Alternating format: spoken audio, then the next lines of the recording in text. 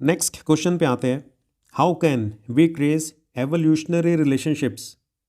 अब इस क्वेश्चन में आपसे ये पूछा जा रहा है कि आप एवोल्यूशनरी रिलेशनशिप्स के बारे में कैसे पता लगा सकते हो। अब कैसे पता लगा सकते हैं उससे पहले आपको ये अच्छे से क्लियर होना चाहिए कि एवोल्यूशनरी रिलेशनशिप का मतलब क्या होता है। तो पहले मैं एक एग्जांपल से आपको ना ये एक्सप्लेन कर देता हूँ। देखो यहाँ पे बी रिप्रेजेंट करता है ब्रदर को, एस रिप्रेजेंट करता है सिस्टर को और सी रिप्रेजेंट करता है फर्स्ट कज़न को। अब जो ब्रदर और सिस्टर है ना, ये दोनों आपस में एक दूसरे के साथ क्लोजली रिलेटेड हैं क्योंकि इनका पेरेंट सेम है। तो ब्रदर और सिस्टर ये दोनों आपस में एक दूसरे के साथ क्लोजली रिलेटेड हैं। अब ब्रदर और फर्स्ट कज़न ये दोनों भी आपस में रिलेटेड हैं, लेकिन ब्रदर और सिस्टर जितना ज़्यादा क्लोजली रिलेटेड थे उतना क्लोजली रिलेटेड नहीं है, क्योंकि ब्रदर को या सिस्टर को जब आप ये फर्स्ट कज़न से कंपेयर करोगे तो कॉमन एंसेस्टर का पता लगाने के लिए आपको एक जनरेशन और पीछे जाना पड़ेगा। मतलब पेरेंट के भी पेरेंट मतलब ग्रैंड पेरेंट्स तक जाना पड़ेगा। मतलब इसके ब्रदर के और ये फर्स्ट कज़न के जो कॉमन एंसेस्टर हैं वो ग्रैंड पेरेंट्स हुए ना, तो एक जनरेशन और पीछे जाना पड़ेगा। तो वैसे अलग अलग ऑर्गेनिज्म के कॉमन एंसेस्टर तक पहुंचने के लिए कितना ज़्यादा पीछे जाना पड़ेगा उस बात पे डिपेंड करता है कि वो ऑर्गेनिजम्स कितना ज़्यादा क्लोजली रिलेटेड है, और इसी को बोलते हैं एवोल्यूशनरी रिलेशनशिप।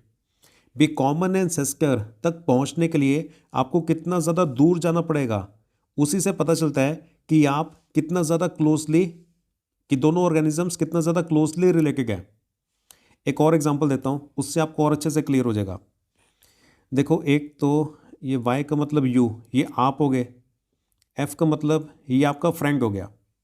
अब आपको और आपके फ्रेंड को अगर मैं आपसे ये पूछूं कि आप में और आपके फ्रेंड के अंदर क्या क्या सिमिलैरिटीज़ हैं और क्या क्या डिससिमिलैरिटीज़ हैं बताओ, तो आप और अपने फ्रेंड के बीच में काफ़ी सारे डिससिमिलैरिटीज़ बता दोगे ना।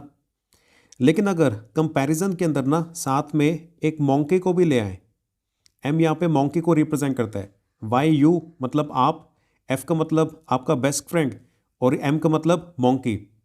जब ये इन तीनों के बीच में जब कंपैरिजन होगा ना, जब फ्रेंड के बाद जैसे ही मोंकी को लेके आएंगे, सडनली आपको आपको और आपके फ्रेंड के बीच में आपको काफ़ी सारे सिमिलैरिटीज़ नज़र आने स्टार्ट हो जाएंगी। और ये जो मोंकी है ना, मोंकी के साथ और आप दोनों के बीच में आपको काफ़ी सारे डिससिमिलैरिटीज़ नज़र आने स्टार्ट हो जाएंगी। लेकिन एकदम से अगर इक्वेशन के अंदर ना एक और एनिमल को ले आए, सपोज हम काऊ को ले आते हैं, तो अब आपको अगर ये पूछा जाए कि आपका जो फ्रेंड है, ये जो मोंकी है और ये जो काऊ है, इनके बीच में सिमिलैरिटीज़ और डिससिमिलैरिटीज़ ऑब्जर्व करो। अब सडनली आपको अपने फ्रेंड और मोंकी के बीच में काफ़ी सारी सिमिलैरिटीज़ नज़र आने स्टार्ट हो जाएंगी, क्योंकि आप अपने फ्रेंड को मोंकी से कंपेयर करो या आप अपने फ्रेंड को काऊ से कंपेयर करो, तो मोंकी के साथ तो काफ़ी सारे फीचर्स मिलते जुलते हैं ना, काऊ के साथ तो जो फीचर्स हैं इतने ज़्यादा मिलते जुलते नहीं हैं। तो इसका मतलब जो ह्यूमंस हैं, मतलब आपका जो फ्रेंड है और जो मोंकी है, इन दोनों का अगर कॉमन एंसेस्टर ढूंढना पड़े तो जल्दी मिल जाएगा। ये दोनों थोड़ा क्लोजली रिलेटेड है। और फ्रेंड का मतलब ह्यूमन का काऊ के साथ अगर कॉमन एंसेस्टर ढूंढना पड़े या किसी रेप्टाइल के साथ अगर कॉमन एंसेस्टर ढूंढना पड़े तो वो थोड़ा देर से जाके मिलेगा। मतलब ये ह्यूमंस और रेप्टाइल्स ये इतने ज़्यादा क्लोजली रिलेटेड नहीं है। चलो खैर, आपको थोड़ा बहुत क्लियर हो गया एवोल्यूशनरी रिलेशनशिप का मतलब क्या होता है। मतलब ऑर्गेनिजम्स कितना ज़्यादा क्लोजली रिलेटेड है ना, वो आता है इस टॉपिक के अंदर, एवोल्यूशनरी रिलेशनशिप्स के अंदर। And evolutionary relationships can be traced by studying the fossils, by studying the homologous and analogous organs and by comparing the DNA of different species। इसमें से जो तीसरा पॉइंट है ना, ये तीसरे पॉइंट के सामने बाकी सारे पॉइंट्स जो हैं वो फेल हैं। स्टडिंग फॉसिल्स, ठीक है, फॉसिल्स को स्टडी करके भी एवोल्यूशनरी रिलेशनशिप के बारे में बताया जा सकता है। होमोलोगस ऑर्गन्स और एनालॉगस ऑर्गन्स के बारे में स्टडी करके भी बताया जा सकता होता है।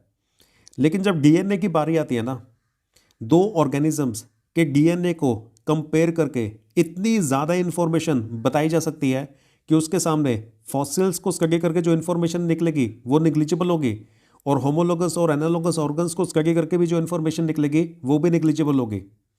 दो अलग अलग ऑर्गेनिजम्स के डीएनए जितने ज़्यादा डिफरेंट हैं, मतलब वो उतने ज़्यादा डिस्टेंटली रिलेटेड है, और दो अलग अलग ऑर्गेनिजम्स के डीएनए जितने ज़्यादा क्लोजली मैच कर रहे हैं, इसका मतलब वो बहुत ज़्यादा क्लोजली रिलेटेड है, मतलब उनका जो कॉमन एंसेस्टर है वो काफ़ी ज़्यादा पास है।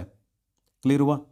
तो डीएनए को कंपेयर करके काफ़ी आसानी से एवोल्यूशनरी रिलेशनशिप के बारे में बताया जा सकता होता है।